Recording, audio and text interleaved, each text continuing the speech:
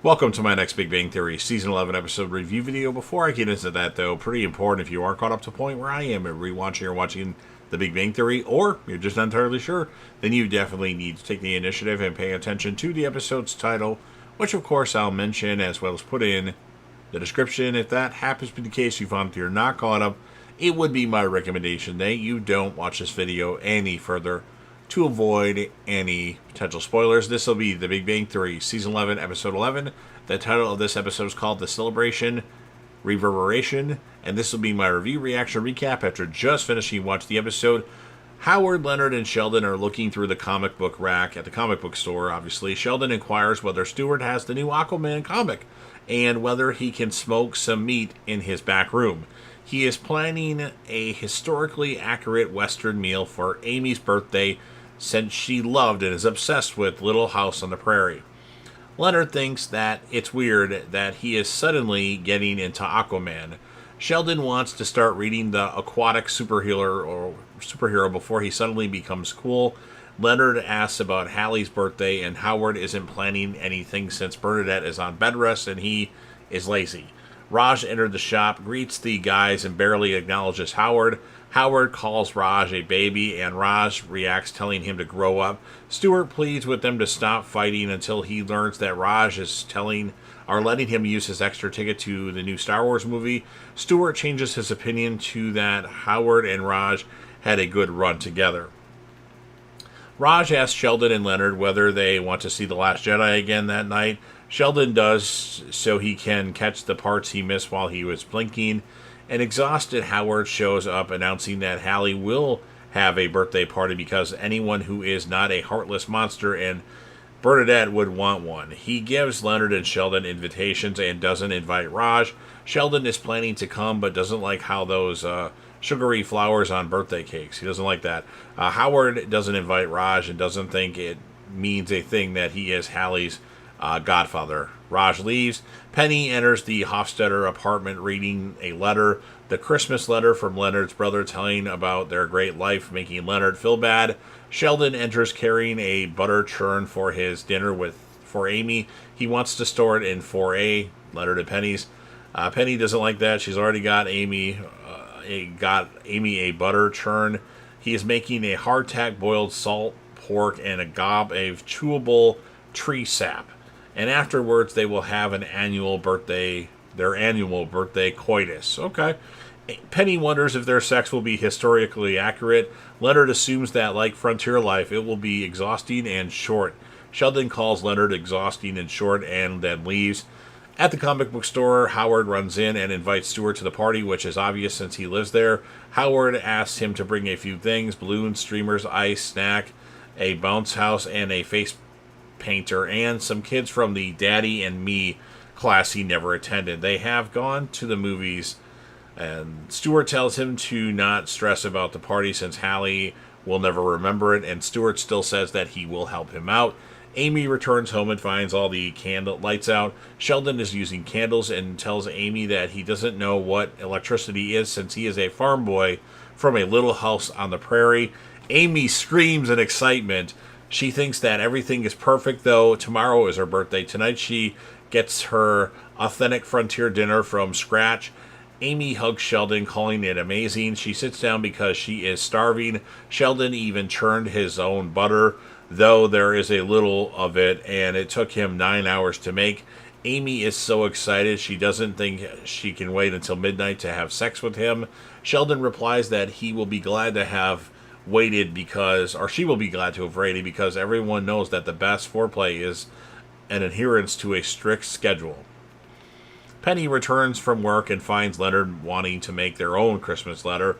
He wants to make a list of cool things that they did over the year, and Penny starts that their jobs are going great, though Leonard lost their project to the Air Force thing, and Penny hates her job. Still employed starts the list. Then they have their second anniversary, which they forgot to celebrate. Still married was added. They almost went to the beach, almost went to the mountains. Howard shows up at Raj's new place to invite Raj and then asks him to plan the party. Stewart was having a colonoscopy at the free clinic since an appointment opened up and backed out. Raj is insulted that Howard would only apologize because he needed something. Raj will do it, but only for Hallie because she is his goddaughter. Amy finishes her meal and declines anymore, though she tries to hide it. It's obvious that the food wasn't to her liking. There is plenty of pork fat left over, and Sheldon says that they could turn it into soap, which Amy mutters to herself that might taste better. Amy moves over to the couch as Sheldon wants to go to stage 2, the pitching of Woo. He starts reading some bawdy 19th century limericks, which Amy interrupts to ask if it was getting hot in the room. She wonders if there was something wrong with the food since her stomach felt weird. Sheldon is starting to feel bad too and wonders if it's the first sharp cramps of sexual arousal. He suddenly runs off to the bathroom to get sick as Amy heads for the kitchen sink. Howard comes onto the porch and finds Raj working on an almost completed party. He can't believe what Raj did overnight. Raj reminds him that he did it for Hallie. Howard adds that he is sure that she appreciates it if she knew what was going on and who he was. A still sick Sheldon wishes an also sick Amy a happy birthday. Neither had slept the previous night. Sheldon asks if she wanted to make love.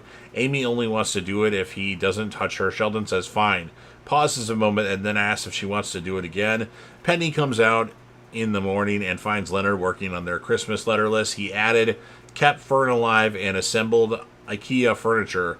Penny doubted that Brown Plant was still alive, and she thinks that their lives are great together, so why is it bothering Leonard?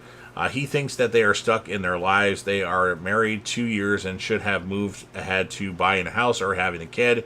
Penny is happy with staying thin and putting money in the bank, so what do they want to do next? How about a big trip? Instead, they decide to go to Catalina Island. Sheldon then runs in to use the bathroom since Amy is already in theirs. Howard learns that Bernadette's sister's kids are sick and aren't coming. Bernadette calls down to ask how the party is coming. Great!